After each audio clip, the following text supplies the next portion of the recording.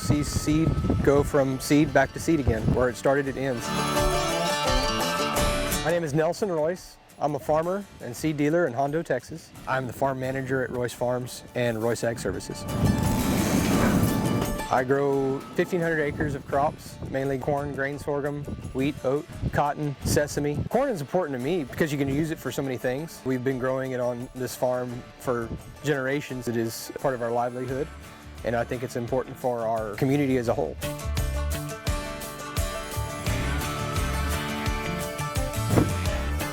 We use it for so many things. It's even in our cars now, ethanol being in gasoline.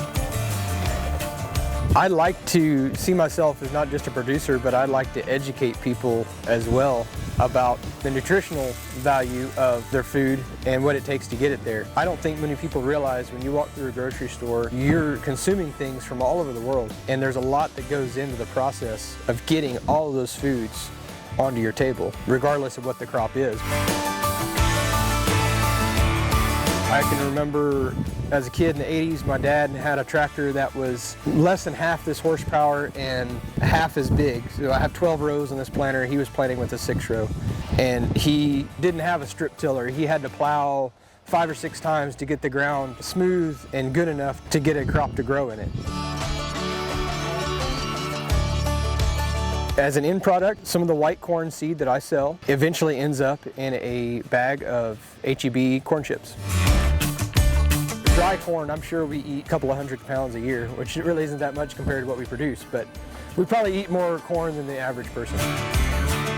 It is hooked to a planter that it talks to, basically, and it controls how much seed it's putting out, the depth at which it's putting the seed, and how much pressure it's putting down on the soil on top of that seed, because you don't want one plant to be planted shallow and be real loose and one to be real deep and packed real tight, because they're going to come up at different times and then they become a weed. You want the plants to grow in that row at the same time. You want each to produce to its maximum capability. My wife fixes it in casseroles, cornbread, corn tortillas, corn chips, fresh corn. I like cream corn. I like to mix it in stir-fry dishes.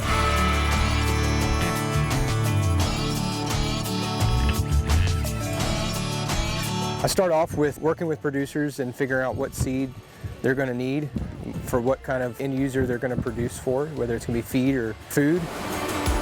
I do planting myself. I grow it, I harvest it, and then my brother and I store it in these bins, and then from there it'll be cleaned and then sent to the processor. Parts of the process that are enjoyable: when this corn is 8 feet tall, and you feel like you're in a jungle. If you're standing right here in between May and August, you know, the corn tassels out and it's over your head, and it's hot and it's steamy in there, and you get to see that ear fill out and develop. You pull back that shuck and you see those rows of kernels. It gets you excited about how far it's come and reaping the harvest.